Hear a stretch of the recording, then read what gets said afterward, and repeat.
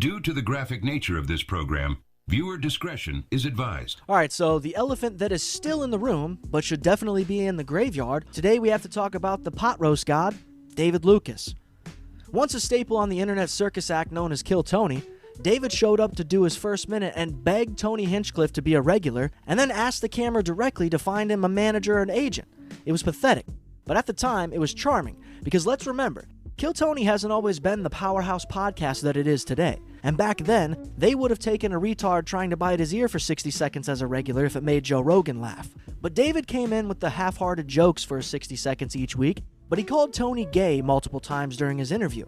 So Kill Tony's dumb viewers thought this guy was edgy. And let's be honest, it was about time someone fired back at Mrs. Hinchcliffe. That catty bitch needed a what for back then. Especially considering Tony was irrelevant and still shitting on comedians who he would share the stage with right after the show. Not that Tony is relevant today for stand-up comedy as it is, but you get it. So it's 2025 and David Lucas is officially the worst comedian since Brendan Schaub. I mean, he's not even good at roasts like people want to believe. And he's also someone with a million things to make fun of, so you can see his self-esteem trickle out of his face with every drop of sweat like Shaq at the free throw line. David is a constant miss.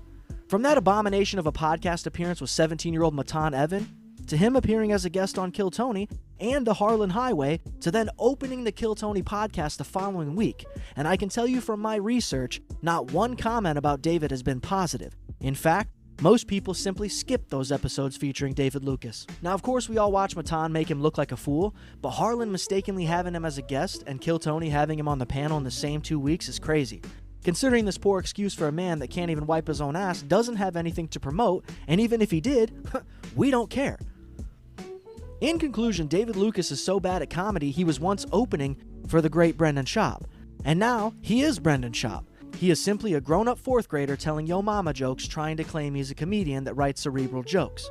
If that's all it takes, we are all comedians. Congratulations. Anyways, I suppose it's time David Lucas starts putting in some job applications. I'd hate to find out that his parents are still supporting his dream when it's clear he shouldn't be doing anything other than standing outside of a club taking tickets.